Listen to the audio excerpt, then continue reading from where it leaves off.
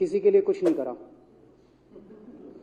अपनी वाइफ के लिए कुछ नहीं करा, अपनी माँ के लिए कुछ नहीं करा, उनके भाई गुजरात में रहते हैं उनके लिए, किसी रिश्तेदार के लिए कुछ नहीं करा, राजनीतिक गुरु के लिए कुछ नहीं किया।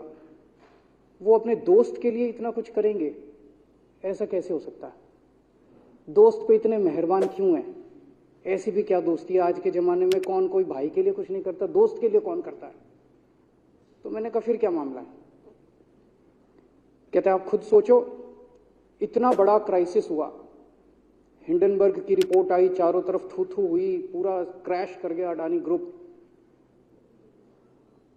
मोदी जी इतने स्वार्थी आदमी हैं कि अगर केवल मामला दोस्ती तक होता तो 2 मिनट में उसको साइड करते और कहते मेरा कोई लेना देना नहीं इससे। अभी भी उसको बचाने में लगे हुए हैं। कभी एसबीआई को कह रहे हैं इसको पैसे दो, आज अखबार में आया पीएफ वालों को भी बोला इसको पैसे दो, सारी एजेंसी अभी भी उसको पूरी तरह से उसको बचाने में लगे हुए हैं। तो मैं भी अचंभे में रह गया कि मामला तो कुछ अलग ही है। क्यों ऐसा भी क्या दोस्त हो गया कि दोस्त डूब रहा है और फिर भी उसको पूरी तरह से, इतना बड़ा पॉलिटिशियन है, पॉलिटिशियन के लिए तो परसेप्शन सबसे इंपॉर्टेंट होती है। कोई आसपास वाला अगर कहीं, वो तो आदमी कह देता है यार मेरे से मिलना बंद कर दियो कल से, वो उसको अभी भी बचाने में लगे हुए हैं। और उसने मेरे को बताया कि, मैंने कहा फिर मामला क्या है?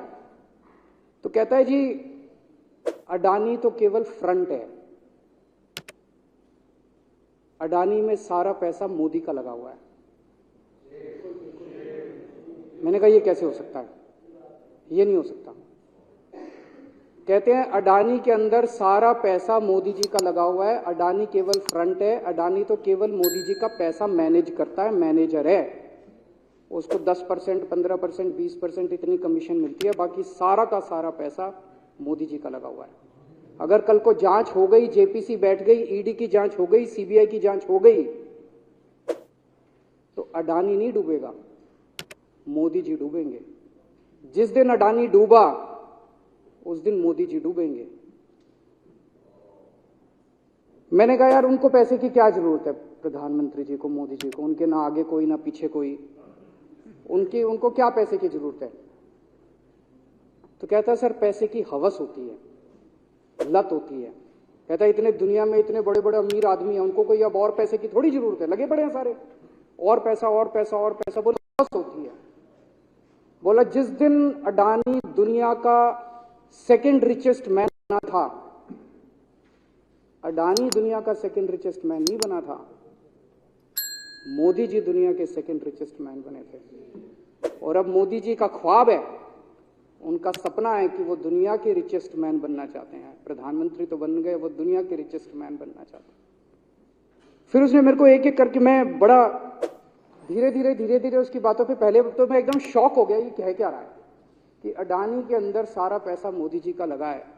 फिर वे धीरे धीरे उसने एक एक करके बातें खोल के समझानी चालू की। कहता है मोदी जी श्रीलंका गए, श्रीलंका के राष्ट्रपति राजापाक्सा हैं, राजापाक्सा को मोदी जी ने जबरदस्ती करके वहां का विंड प्रोजेक्ट अडानी को दिलाया। क्यों दिलाया? मैं आप लोगों से पूछना चाहता हूं, आप में से कोई विदेश जाएगा तो वहां की किसी एजेंसी को जबरदस्ती करके अपने भाई को, रिश्तेदार को ठेका दिला के आओगे क्या? ऐसे कोई करता है क्या? मोदी जी ने जबरदस्ती राजापाक्सा के ऊपर प्रेशर डाल के वहां का विंड प्रोजेक्ट अडानी को दिलाया। अडानी को नहीं दिलाया, खुद लिया वो प्रोजेक्ट। वो मोदी जी का प्रोजेक्ट है, वो अडानी का प्रोजेक्ट नहीं है। और ये बात कैसे निकली? वहां का जो बिजली बोर्ड है श्रीलंका का, जैसे अपने यहाँ स्टैंडिंग कमेटी है असेंबली की, पार्लियामेंट की स्टैंडिंग कमेटी है, वैसे उनकी भी पार्लियामेंट की स्टैंडिंग कमेटी होती है। तो वहां पे पार्लियामेंट की, श्रीलंका की पार्लियामेंट की स्टैंडिंग कमेटी ने जब उनके बिजली बोर्ड के चेयरमैन को बुलाया और बोले तूने ये प्रोजेक्ट अडानी को क्यों दिया, तो उसने कहा जी राजापाक्सा साहब ने मेरे को बुलाया था, उन्होंने कहा मोदी जी मेरे पे बहुत प्रेशर डाल रहे हैं कि ये प्रोजेक्ट अडानी को दो। मोदी जी बांग्लादेश गए, बांग्लादेश वालों को बिजली खरीदनी थी, 1500 मेगावाट बिजली 25 साल के लिए। मोदी जी ने वो प्रोजेक्ट भी अडानी जी को दिला दिया। अडानी को नहीं दिलाया, मोदी जी ने वो प्रोजेक्ट खुद लिया। 25 साल तक 1500 मेगावाट बिजली खरीदने का प्रोजेक्ट बांग्लादेश का, वो भी मोदी जी ले आए अपने नाम पे।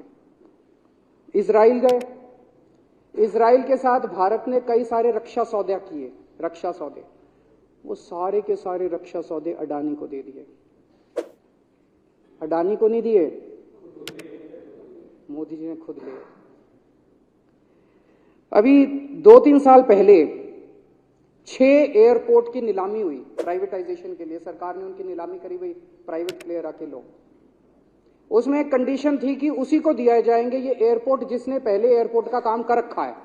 हर सरकारी ठेके में होती है, हम सड़क बनाते हैं, कहते हैं भाई सड़क, जिसको ठेकेदार को सड़क बनाने का एक्सपीरियंस है उसी को दिया जाएगा।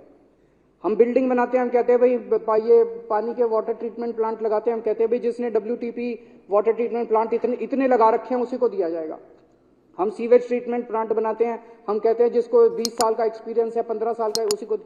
इसमें भी ये कंडीशन थी कि जिसने इतने साल तक एयरपोर्ट चलाने का काम कर रखा उसी को दिया जाएगा। अब अडानी ने तो कर नहीं, मोदी जी ने तो कर नहीं रखा था, अडानी ने तो कर नहीं रखा था, तो क्या करते, आखिरी मोमेंट पे वो कंडीशन हटा दी गई, बोले कोई एक्सपीरियंस की जरूरत नहीं है। 6 एयरपोर्ट नीलामी पे थे, 6 के 6 एयरपोर्ट अडानी को दे दिए, अडानी को नहीं दिए, मोदी जी ने वो खुद 6 के 6 एयरपोर्ट खुद अपने नाम कर लिए। आज 2021 नवंबर में एयरपोर्ट टेक ओवर किए, 2023 1.5 साल हुआ है, 1.5 साल के अंदर आज एयरपोर्ट का 30%, पूरे देश का एयरपोर्ट का जितना धंधा है, बिजनेस है, उसका 30% बिजनेस जो है वो मोदी जी के पास है। 30%, 1.5 साल के अंदर इतना बड़ा भारत देश, इतने एयरपोर्ट, 30% एयरपोर्ट का बिजनेस आज मोदी जी के पास है। एक और बड़ी इंटरेस्टिंग चीज हो रही है, ये ईडी और सीबीआई को इस्तेमाल करके बंदूक यहां रख के लोगों की फैक्ट्रियां छीनी जा रही हैं। मतलब 10 अक्टूबर 2018 को 10 अक्टूबर 2018 को कृष्णापट्टनम पोर्ट के ऊपर इनकम टैक्स की रेड हुई और 6 अप्रैल 2020 को 1.5 साल बाद वो पूरा एयरपोर्ट अडानी ने खरीद लिया। उसके यहां बंदूक रख के उसको कहा या तो दे दे और या जेल। तो वो अडानी ने नहीं खरीदा, वो मोदी जी के पास चला गया कृष्णापट्टनम एयरपोर्ट। 10 दिसंबर 2020 को एसीसी और अंबुजा सीमेंट पे रेड हुई और 2 साल बाद 16 अक्टूबर 2022 को दोनों सीमेंट प्लांट मोदी जी के पास चले गए। 2020 जुलाई को मुंबई एयरपोर्ट का मालिक था जीवीके, उसके ऊपर सीबीआई और ईडी की रेड हुई, एफआईआर हुई और 1 महीने बाद मुंबई एयरपोर्ट जो है वो मोदी जी के पास चला गया, अडानी के पास चला गया।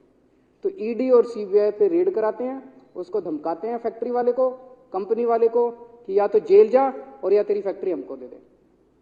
ये इधर तो सुनते थे, हरियाणा की तरफ एक पिच्ची, इधर इसकी फैक्ट्री भी छीन ली, पंजाब में भी सुनते थे इसकी भी फैक्ट्री छीन ली, इसकी। पूरे देश के अंदर ये इतनी गुंडागर्दी मची पड़ी है कि ईडी की रेड करा देते हैं, सीबीआई की रेड करा देते हैं, यहाँ बंदूक रखते हैं और कहते हैं या तो फैक्ट्री दे दे और या जेल जा। ये क्या चल क्या रहा है इस देश के अंदर। इन्होंने अभी थोड़े दिन पहले ऑर्डर निकाला कि सारे जितने पावर प्लांट हैं, जितनी राज्य सरकारें हैं, पंजाब सरकार की हमारी जो सरकार है उनके पास भी ऑर्डर आया, सारी सरकारों को जितना उनका कोयले की रिक्वायरमेंट है उसमें से 10% कोयला इंपोर्टेड इस्तेमाल करना पड़ेगा। और इंपोर्ट केवल मोदी जी करते थे, अडानी करता था। तो इसका मतलब आपको 10% अपना कोयला कंपलसरी, जरूरत नहीं है आपको कोयले की, लेकिन 10% कोयला आपको अडानी से खरीदना पड़ेगा। हमारे देश का कोयला 2000 रुपए टन है, इंपोर्टेड कोयला 20,000 रुपए टन है। 10 गुना दाम के ऊपर आपको अडानी से यानी कि मोदी जी से कोयला खरीदना पड़ेगा। इन्होंने सुप्रीम कोर्ट का एक और, जब कोयला घोटाला हुआ था अपने देश के अंदर, तो सुप्रीम कोर्ट ने आदेश दिया था कि अब कोयले की खदानें किसी भी प्राइवेट वाले को नहीं दी जाएंगी, सारी खदानें सरकारें। तो इन्होंने कुछ खदानें राजस्थान सरकार को दे दी, कुछ खदानें छत्तीसगढ़ सरकार को, कुछ खदानें पंजाब सरकार को, सरकारों में बांट दी। बाकी पूरे देश में केवल राज्य सरकारों के पास खदानें हैं। केवल अडानी के केस में उन्होंने एक्सेप्शन करके अडानी को कोयले की खदानें दे दी और उसमें भी ऑर्डर कर दिया कि 4000 कैलोरी से कम वाला कोयला जो है उसको रिजेक्टेड माल माना जाएगा, जबकि वो सबसे अच्छा कोयला माना जाता है। और वो रिजेक्टेड माल इसको फ्री में मिलता है। तो कम से कम 2800 करोड़ रुपए का कोयला हर साल फ्री में मोदी जी ले जाते हैं। 2800 करोड़ रुपए का कोयला हमारी खदानों से हर साल मोदी जी निकाल के ले जाते हैं। 2014 में, अभी जो अतिशी जी ने कहा, 2014 में अडानी जी की यानी कि मोदी जी की जायदाद 50,000 करोड़ की थी। 7 साल बाद इनकी जायदाद हो गई 11.5 लाख करोड़। मोदी जी इतना पैसा लेके कहां जाओगे? 11.5 लाख करोड़ रुपए की जायदाद, 7 साल में इतना लूट लिया आपने देश को। 2014 में 609 नंबर पे थे, अब ये सेकंड रिचेस्ट बन गए, अब रिचेस्ट बनना चाहते हैं। ये तो लेकिन कुदरत है, कुदरत तो बड़ी ताकतवर है। किसने सोचा था एक दिन हिंडनबर्ग रिपोर्ट आएगी और 24 घंटे के अंदर सारा तहस नहस हो जाएगा। 1947 से लेके 2014 तक 67 साल में भारत देश ने, सारी सरकारें जितनी आई सबने मिलके 55 लाख करोड़ रुपए का कर्जा लिया था भारत सरकार ने। 2014 से 2022 7 साल के अंदर 85 लाख करोड़ रुपए का कर्जा ले लिया, दुगने से भी ज्यादा। जितना 67 साल में लिया था उतना 7 साल में ले लिया। ये पैसा गया कहां? ये पैसा गया कहां? ये सारा इनकी जेब में क्या? तो मैं जनता को कहना चाहता हूं, आप तो जीएसटी देते हो, अपने बच्चों का पेट काट के टैक्स देते हो, दूध पे, दही पे, हर चीज पे जीएसटी देखो। वो जीएसटी का पैसा जाता है जनता की उसमें खजाने में, वहां से वो जाता है अडानी के खजाने में और वहां से वो जाता है मोदी जी के खजाने में। दोनों हाथों से लूट मची हुई है, पूरे देश को लूट रहे हैं प्रधानमंत्री जी, मोदी जी पूरे दोनों हाथों से लूट रहे हैं। कोयला लूट रहे हैं, एयरपोर्ट लूट रहे हैं, सड़कें लूट रहे हैं, बिजली लूट रहे हैं, पानी लूट रहे हैं, कुछ नहीं छोड़ा, सब कुछ लूट रहे हैं। जितना कांग्रेस ने 75 साल में नहीं लूटा, उससे 10 गुना इन्होंने 7 साल के अंदर, 8 साल के अंदर लूट लिया देश को। अडानी का क्या रोल है इसमें? मोदी जी कम पढ़े लिखे हैं, उनको समझ नहीं है कि करना क्या। अडानी आके बताता है पैसा यहां लगा लो, इस देश में चलते हैं, वहां की ये कंपनी खरीद लेते हैं, ईडी को और सीबीआई को इसके पीछे लगा दो। वो सारा मैनेजमेंट करता है, दिमाग उसका, पैसा मोदी जी का। उसके बदले में उसको पता नहीं 10%, 15%, 20% कितनी कमीशन मिलती है, लेकिन दिमाग सारा अडानी का है। और मेरे को ज्यादा चिंता इस बात की है अध्यक्ष महोदय, प्रधानमंत्री जी कम पढ़े लिखे हैं, उनको कम समझ में आता है। लोग आके उनको कुछ ना कुछ कहीं भी जाते हैं या कोई विदेश से आता है, उसके जो भी विदेश से नेता आता है या कहीं जाते हैं तो 2 ही कंडीशन होती है। एक तो उसको कहते हैं भाई गले मिल ले तो फोटो खिंचा ले, गले मिल ले फोटो खिंचा ले, पार्क में घूम ले, तो वो फोटो खिंचाने के लिए उसको कहा जाता है भाई फोटो खिंचा ले, फोटो खिंचाने के लिए। और दूसरा उसको कहा जाता है भाई अडानी को ये ठेका दे दे, अडानी को ये ठेका दे। और कोई किसी कईयों को कहते हैं तारीफ कर दे, कोई आके कुछ नेता आके कहते हैं ना मोदी जी तो दुनिया के सबसे लोकप्रिय नेता है। उसने क्या लेना देना मोदी जी दुनिया के सबसे लोकप्रिय, वो आके क्यों कह रहा है? बदले में वो देश, ये जो गोरे हैं ना, बहुत चतुर हैं, बहुत चालाक हैं, ये ऐसे इतने भोले वाले नहीं है कि यहाँ पे आए और कह गए मोदी जी दुनिया के, वो पता नहीं किस किस चीज पे साइन करा के ले जाते हैं, पता ही नहीं चलता बदले में क्या साइन करा के ले जाते हैं। यही हुआ था 17वीं 18वीं सदी के अंदर हमारे देश में। वो ईस्ट इंडिया कंपनी वाले आते थे, उस टाइम के हमारे राजे महाराजे भी ऐसे ही अनपढ़ होते थे, उनको कुछ अकल होती नहीं थी। उनके राज्य, उनके दरबार में आते थे, उनकी तारीफ करते थे, खूब तारीफ करते थे, और पता नहीं किस किस चीज पे साइन करा के ले गए। 100 साल के अंदर पूरा देश अंग्रेजों ने कब्जा कर लिया। वही हाल अब हो रहा अपने देश का कि हमारे कम पढ़े लिखे प्रधानमंत्री हैं, पैसे की हवस है, और मतलब जो भी आता है 2 लाइन उनके उसमें बोल दे, गले मिल ले, पार्क में घूम ले, अडानी को 2 कंपनियों का ठेका दे दे, बदले में पता नहीं देश का क्या क्या बेच दिया इन लोगों ने। बहुत चिंता है हम लोगों को देश की इस वक्त, जिस दौर से देश गुजर रहा है।